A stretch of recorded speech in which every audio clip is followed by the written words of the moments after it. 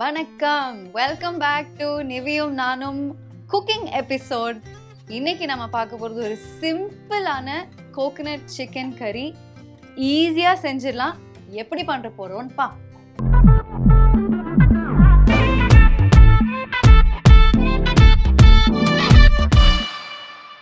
ஓகேங்க, இந்த சிக்கன் கறி வந்து டு பி ஆனஸ்ட் ஐஎம் தான் கண்டுபிடிச்சது. ஏன்னா வந்து எனக்கு சிம்பிளாக ஒரு சிக்கன் கறியை வந்து பண்ணணும். எனக்கு கோகனட் மில்க் ஃப்ளேவர் எனக்கு ரொம்ப பிடிக்கும். அதனால நான் வந்து கொஞ்சம் எக்ஸ்பெரிமெண்ட் பண்ணி பார்த்தேன். ஆனால் ஃபர்ஸ்ட் ட்ரைலே அமேசிங்காக வந்தது இந்த சிக்கன் கறி. ஸோ அதை உங்கள் கூட ஷேர் பண்ணிக்கிறது எனக்கு ரொம்ப ரொம்ப சந்தோஷம். இது வந்து நான் சொல்லியிருந்த மாதிரி ரொம்ப சிம்பிளான ரெசிபி தான். தேவைப்படுற ஐட்டம்ஸே வந்து ரொம்ப கம்மி. மெயின் ஃப்ளேவரே வந்து கோகனட் மில்க் தான். ஏன்னா இட்ஸ் கோகனட் சிக்கன் கறி. ஸோ கோகனட் மில்கில் தான் அந்த கோகனட்டே வேக போகுது.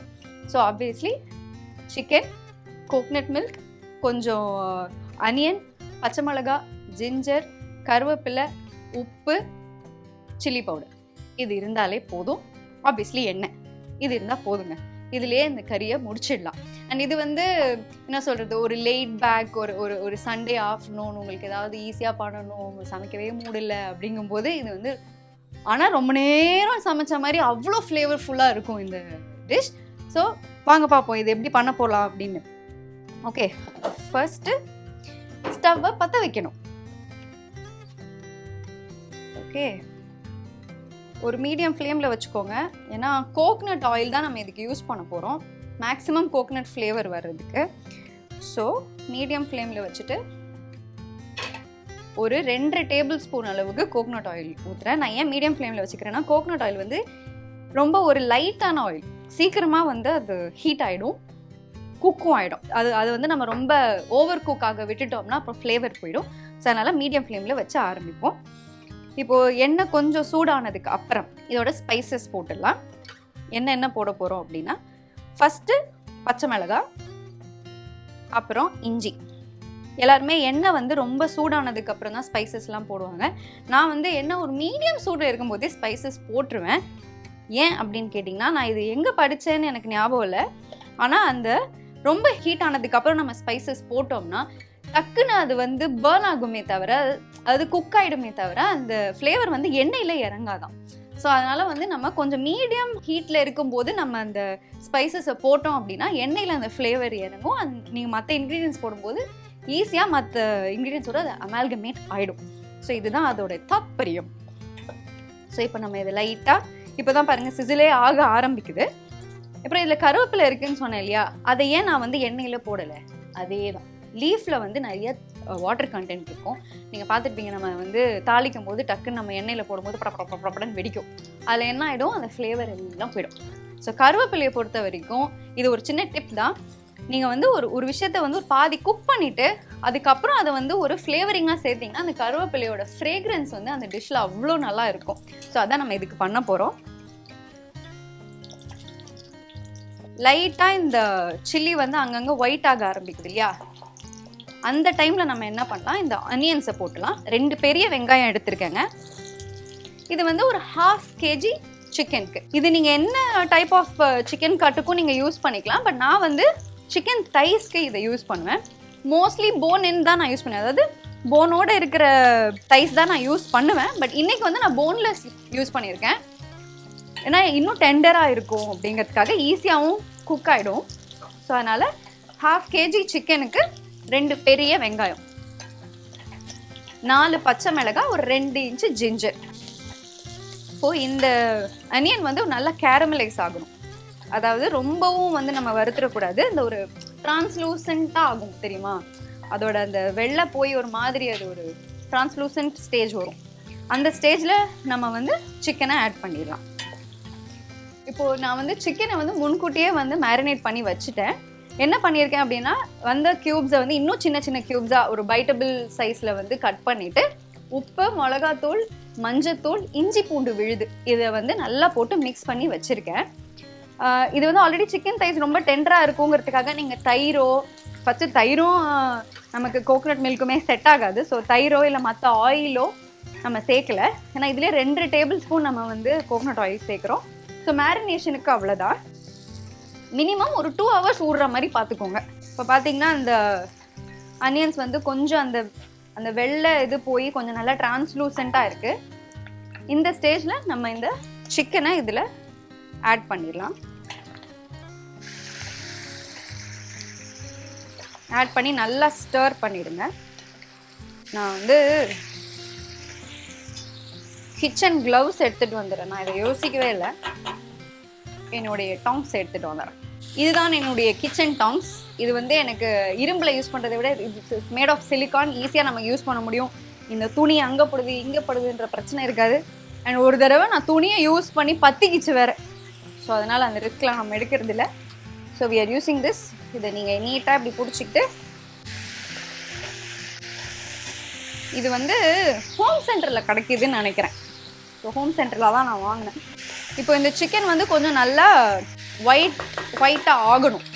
எப்படி வந்து அனியன் வந்து ஒயிட் கலர்லேருந்து டிரான்ஸ்லூசண்ட்டாக மாறணுமோ, நம்ம சிக்கன் வந்து ஒயிட் கலரில் மாறணும். அது வரைக்கும் நம்ம இதை வெயிட் பண்ணுவோம். இந்த ஸ்டேஜில் நீங்கள் ஆக்சுவலாக கருவேப்பிலையே போட்டுடலாம். ஃப்ளேவர் வந்து நல்லா சிக்கனில் வந்து இறங்கும். கருவேப்பிலையை போட்ட உடனே ஒரு ஃப்ளேவர் நல்ல ஸ்மெல்லு. இது நான் நிறைய பேருக்கு ஆக்சுவலாக பண்ணி சர்வ் பண்ணியிருக்கேன். அண்ட் எல்லாருக்கிட்டேருந்து எனக்கு ஒரு பாசிட்டிவ் ரெஸ்பான்ஸ் தான் வந்திருக்கு. நீங்களும் இதை டெஃபினட்டாக வீட்டில் ட்ரை பண்ணி பார்த்துட்டு எனக்கு சொல்லுங்கள். கொஞ்சம் லிட்டை மூடி வச்சிடலாம்.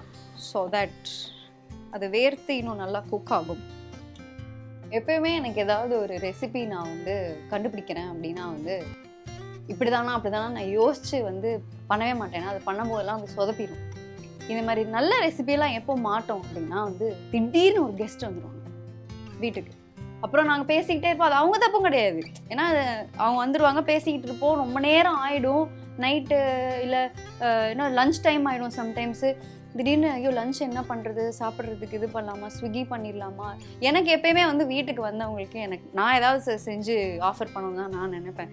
ஸ்விக்கிங்கிறது வந்து ஒரு லாஸ்ட் ஆப்ஷன். இந்த ஆர்டர் பண்ணி கொடுக்குறதுங்கிறது எனக்கு ரொம்ப லாஸ்ட் ஆப்ஷனாக தான் நான் வச்சுக்க முடியவே இல்லை. எனக்கும் டைம் இல்லை, ரொம்ப லேட் ஆயிடுச்சு அப்படின்னா. ஸோ இப்போ லன்ச் டைம் ஆகுது, வீட்டில் ஏதாவது பண்ணலாம் அப்படின்னோடனே அன்றைக்கி பார்க்கும்போது தக்காளி இல்லை, ஒரு பூண்டு இல்லை. எனக்கு ஃபஸ்ட்டு நான் லாஸ்ட் டைம் சொன்ன மாதிரி பூண்டு is my favourite ingredient. So அது இல்லாமல் நிறைய டிஷ்ஷஸ் ஆக்சுவலாக பண்ண முடியாது. லஞ்சு நம்ம சவுத் இண்டியன் லஞ்சு பார்த்திங்கன்னா சாம்பார் வைக்கிறதா இருந்தாலும் குழம்பு வைக்கிறதா இருந்தாலும் எதுக்காக இருந்தாலும் நமக்கு வந்து கொஞ்சம் இது தேவை, தக்காளி தேவை, பேசிக் இன்க்ரீடியன்ஸ் இல்லாமல். ஃப்ரீசரில் என்கிட்ட வந்து இது சிக்கன் மட்டும்தான் இருந்துச்சு. அண்ட் அதுவும் இல்லாமல் தேங்காய் பால், இந்த பேசிக் இன்க்ரீடியன்ஸ் இருந்தோடனே நான் நினச்சேன் ஏதாவது ஸ்டூ மாதிரி நம்ம ஏதாவது பண்ணிடலாமா அப்படின்னு யோசிச்சேன். இது ஆக்சுவலாக வந்து இடியாப்பம் ஸ்டூ பண்ணுவாங்க இல்லையா, அதுலேருந்து இன்ஸ்பயர் ஆன ஒரு ரெசிபி தான் இது. எங்கள் அம்மா வந்து இதே இன்க்ரீடியன்ஸ் வச்சு வெஜிடபிள்ஸ் வச்சு பண்ணுவாங்க. ஆக்சுவலாக நம்ம ஏன் இதை சிக்கன் வச்சு ட்ரை பண்ணக்கூடாது, நம்ம கொஞ்சம் ஏன் அதை ட்வீக் பண்ணக்கூடாதுன்னு நினச்சி தான் வந்த ரெசிபி தான் இது. நீங்கள் வந்து ஒரு ரைஸ் கூட சாப்பிட்லாம், சப்பாத்தி கூட நல்லாயிருக்கும். பட் பெஸ்ட் காம்பினேஷன் பார்த்தீங்கன்னா ரைஸ் அண்ட் இடியாப்பம்.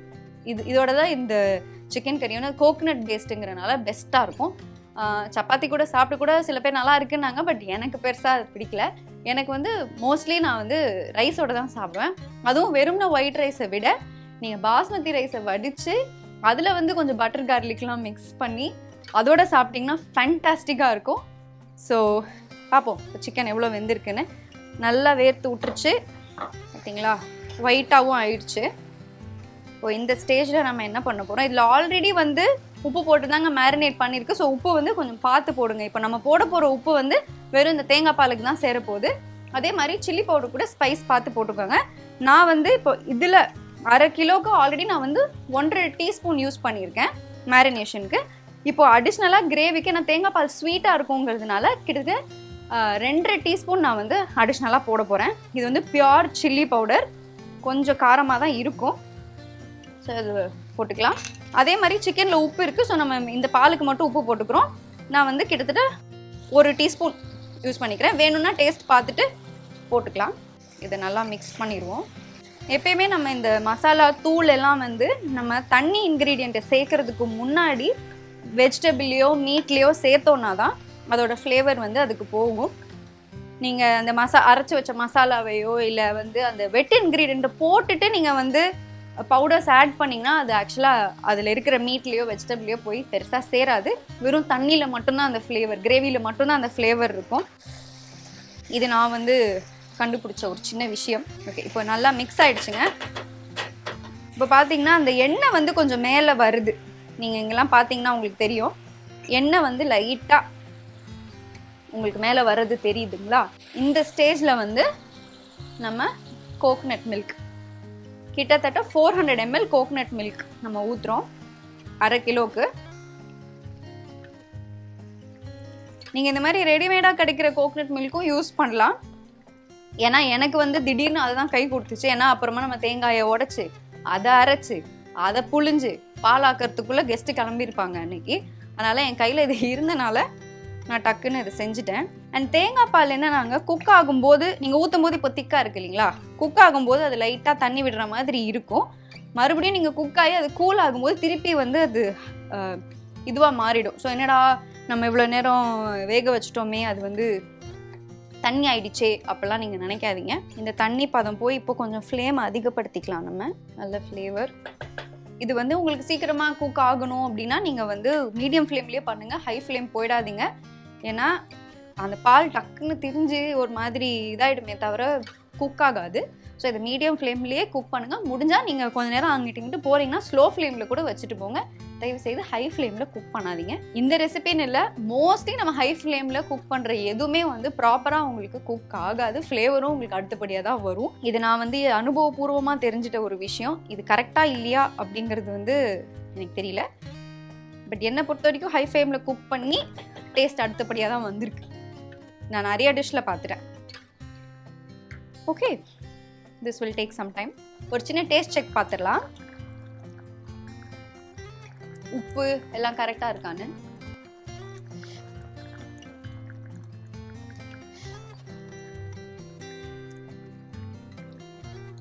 கொஞ்சம் காரமாகவே இருக்கு.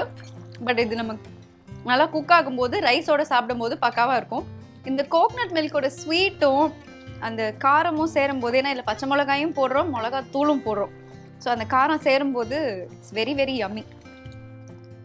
இதுக்கு மேலே இந்த கோகனட் மில்கில் வந்து இந்த சிக்கன் வேகிறது தான் பாயிண்ட்டு. இப்போ இதுக்கு மேலே தயவுசெய்து இதை கழுவி நான் வந்து இதில் தண்ணியாக ஊற்றுறேன் அப்படிலாம் பண்ணிடாதீங்க. ஏன்னா அது ஃப்ளேவரே கெட்டுடும். ஏன்னா நம்ம வீட்டில் எடுக்கிற மில்க் மாதிரி இது கிடையாது. இது அவங்க ஆல்ரெடி வந்து அந்த கன்சிஸ்டன்சியில் தான் வச்சுருக்காங்க. அதனால் நீங்கள் நிறைய தண்ணி சேர்த்துறாதீங்க. நம்ம வீட்டில் எடுக்கிற பாலுமே வந்து இதை விட கொஞ்சம் தண்ணியாக தான் வரும்.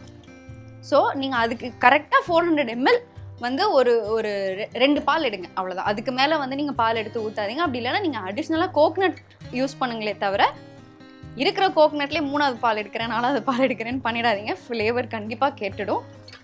பட் இது வந்து ஒரு ஈஸி ரெசிபிங்கிறதுனால நம்ம தேங்காய் பாலை வாங்கி ஊற்றிட்டு போவோமே, கஷ்டப்பட்டு புளிஞ்சு நீங்கள் இதில் எவ்வளோ கருவேப்பிலை சேர்க்குறீங்களோ அவ்வளோ நல்லா ஃப்ளேவர் இருக்கும். ஸோ எல்லாருமே கொத்தமல்லி தான் கார்னிஷ் பண்ணுவாங்க. இந்த டிஷ்ஷுக்கு வந்து நீங்கள் கருவேப்பிலை கார்னிஷ் பண்ணிங்கன்னா சூப்பராக இருக்கும். செம்மையாக குக் ஆயிடுச்சு. ஸ்டவ்வை நிறுத்திட்டு நான் சொன்ன மாதிரி கருவேப்பிலை கார்னிஷ் தான் போடுறேன். ஸோ இதுக்கு கொத்தமல்லி ஃப்ளேவர் செட் ஆகாது. வழக்கம் போல் இதை நம்ம வந்து சர்வ் பண்ணிவிட்டு நம்ம டீம் மெம்பர்ஸை தான் டேஸ்ட் பண்ண சொல்லப்போம். ஓகே, ஸோ பார்த்தீங்கன்னா நான் வந்து இது அழகாக நான் ஒரு கிண்ணத்தில் வச்சு ஒரு பாஸ்மதி ரைஸில் வந்து கொஞ்சம் பட்டர் கார்லிக் லைட்டாக சாட்டே பண்ணி ஊற்றி கலக்கிட்டு கொஞ்சமாக உப்பு போட்டிருக்கேன். அண்ட் பார்ஸ்லி இல்லை ஆரிகன் உங்களுக்கு பிடிச்ச ஹர்ப் ஏதாவது ஒன்று போட்டிங்கன்னா அது ஹர்ப் ரைஸ் அப்படின்னு அழைக்கப்படும். ஸோ நீங்கள் அதை பண்ணிவிட்டு அது கூட நம்ம இதை சர்வ் பண்ணலாம்.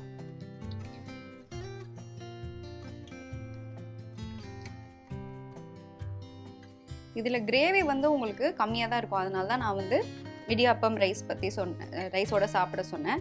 ஸோ சிக்கனும் அது நல்லா செம்ம ஃப்ளேவர், நல்லா குக் ஆகிருக்கு. ஏன்னா ரொம்ப டெண்டராக இருக்குது இந்த ஃப்ரெஷ் சிக்கன் தைஸ். ஸோ நம்ம டீம் மெம்பர்ஸ் இதை சாப்பிட்டு பார்த்துட்டு என்ன சொல்கிறாங்கன்னு பார்ப்போம். வாங்க கைஸ், நல்லா ஊதி சாப்பிடுங்க, சூடாக இருக்குது.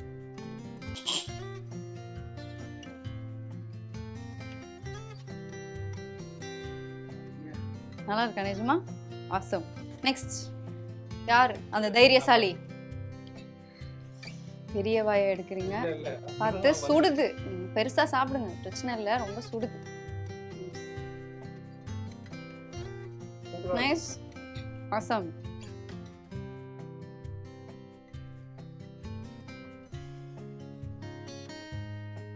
நல்லாக்கா? வாங்க சார். பசங்க சொல்றது உண்மையா என்ன? அக்கா காரம் உங்களுக்கா? லாஸ்ட் டைமே இதே கம்ப்ளைண்டாக தான் இருந்தது, காரம் இருந்திருக்கலாம் அப்படின்னு. இவங்கெல்லாம் என்ன சாப்பிட்றாங்கன்னு எனக்கு சத்தியமாக தெரில. நானே டேஸ்ட் பண்ணிட்டு காரம் நல்லா இருக்குங்கன்னு சொன்னேன்ல, இவங்களுக்கு எவ்வளோ காரம் போட்டாலும் பத்த மாட்டேங்குது ஃப்ரெண்ட்ஸ். ஓகே, ஸோ மற்றபடி இந்த ரெசிபி சக்ஸஸா? எல்லாருக்கும் பிடிச்சிருந்துச்சா? வெரி குட்ங்க, வெரி குட். ரொம்ப ஈஸியான ரெசிபி தான். ஒரு 20-25 மினிட்ஸில் குக் பண்ணிடலாம். நம்ம ஒரு சின்ன ரீகேப் போயிடலாம் என்னென்ன பண்ணோம் அப்படிங்கிறத. ஒரு வாணலியில் 2.5 டேபிள் ஸ்பூன் நல்ல தேங்காய் எண்ணெயை ஊற்றிக்கோங்க. பதமான சூடு வந்ததுக்கு அப்புறமே அதில் 4 பச்சை மிளகாய் கீரி போட்டுக்கோங்க. இஞ்சி ஒரு 2 இன்ச்சு கொஞ்சம் பெரிய பெரிய ஸ்லைஸாகவே போட்டுக்கோங்க. அப்போ தான் சாப்பிடும்போது நீங்கள் எடுத்து வைக்க முடியும், இல்லைன்னா வாயில் வந்து இரிட்டேட் பண்ணுவான். ஸோ அதனால் கொஞ்சம் பெருசு பெருசாகவே போட்டுக்கோங்க. இது வந்து கொஞ்சம் லைட்டாக குக் ஆகி அந்த நம்ம பச்சை மிளகாலாம் கொஞ்சம் வெள்ளையாக மாறும்போது நம்ம 2 பெரிய வெங்காயம் சாப் பண்ணி வச்சது ரஃப்பாக சாப் பண்ணுங்கள், ரொம்ப ஃபைன் சாப்பிங் பண்ண வேணாம், அப்போ தான் இந்த டிஷ்ஷுக்கு அது நல்லாயிருக்கும். ஸோ 2 பெரிய வெட்டி வச்ச வெங்காயத்தை அதில் போட்டு நல்லா சாட்டே பண்ணுங்கள். அப்போ வந்து அந்த வெள்ளைத்தன்மை போய் ஒரு டிரான்ஸ்லூசண்ட்டாக வர்ற ஸ்டேஜில் நம்ம மேரினேட் பண்ணி வச்சுருந்த சிக்கன், 1/2 கிலோ சிக்கன். இதுவே நீங்கள் வந்து போன் யூஸ் பண்ணிங்கன்னா உங்களுக்கு இடம் மேபி கொஞ்சம் உங்களுக்கு ஜாஸ்தியாக காட்டும், பட் மீட் உங்களுக்கு கம்மியாக தான் இருக்கும். இது ப்ராப்பராக போன்லெஸ் சிக்கன் தைஸ் யூஸ் பண்ணியிருக்கேன், 1/2 கிலோ. அதை வந்து நம்ம ஒரு 1.5 டீஸ்பூன் சில்லி பவுடர், உப்பு, மஞ்சத்தூள், இஞ்சி பூண்டு விழுது ஒரு டேபிள் ஸ்பூன் போட்டு மிக்ஸ் பண்ணி ஊற வச்சுருக்கோம் 2 மணி நேரத்துக்கு. ஓகேங்களா? இதை வந்து இப்போ நம்ம இவங்க கூட சேர்க்க போகிறோம். சேர்த்து நல்லா கலந்துட்டு அவங்க தண்ணி விடுவாங்க, மூடி வச்சுருங்க. நல்லா தண்ணி விட்டதுக்கு அப்புறம் நம்ம வந்து இன்னும் 2.5 டீஸ்பூன் சில்லி பவுடரும் 1 டீஸ்பூன் உப்பும் சேர்த்துருக்கோம். சேர்த்து நல்லா கலந்துட்டு அந்த எண்ணெய் கொஞ்சம் மேலே வர ஸ்டேஜில் நம்ம கோகனட் மில்க், அதாவது 400 ml கோகனட் மில்கை எடுத்து ஊற்றி நல்லா கிளறிடுங்க. கருவேப்பிலையே நீங்கள் இந்த ஸ்டேஜ்லேயும் போடலாம், இல்லை நம்ம இந்த கோகனட் மில்கை ஊற்றுறதுக்கு முன்னாடியும் போட்டுக்கலாம். போட்டு நல்லா கிளறி விட்டுக்கோங்க. ஒரு 10 to 15 மினிட்ஸ், போன் இருந்துச்சுன்னா 20 மினிட்ஸ் குக் பண்ண விடுங்க, அப்போ தான் அந்த மீட் டெண்டராக இருக்கும். இது போன்லெஸ்ங்கிறனால ஒரு 10 to 15 மினிட்ஸ் குக் பண்ணிங்கன்னா போதும். பதமான சூட்டில், அதாவது ஒரு மீடியம் ஃப்ளேமில் குக் பண்ணுங்கள், ஹை ஃப்ளேமில் குக் பண்ணாதீங்க. உங்களுக்கு ரொம்ப நேரம் டைம் இருக்குது, இதை ஸ்லோ குக் பண்ணிங்கன்னா இன்னும் நல்லா டேஸ்ட்டாக வரும். நீங்கள் ஸ்லோ ஃப்ளேமில் கூட வைக்கலாம். ஸோ இந்த ரெசிபிக்கு கார்னிஷ் வந்து கருவேப்பிலை தான். ஸோ இதை ட்ரை பண்ணி பாருங்கள். உங்களுக்கு பிடிச்சிருந்தா டெஃபினெட்லி கொஞ்சம் கமெண்ட் பண்ணுங்கள், எனக்கு கொஞ்சம் சந்தோஷமாக இருக்கும். ஏன்னா இந்த ரெசிபியை நான் தான் கண்டுபிடிச்சிருக்கேன் அப்படிங்கிறனால. ஸோ டேஸ்ட் பண்ணிவிட்டு கண்டிப்பாக சொல்லுங்கள். அண்ட் ஏதாவது கெஸ்ட்டு வந்தாங்கன்னா பண்ணி பார்த்துட்டு அவங்க என்ன சொல்கிறாங்கன்றதையும் சொல்லுங்கள். அடுத்த செக்மெண்ட்டில் உங்களை சந்திக்கிறேன். பாய் பாய்.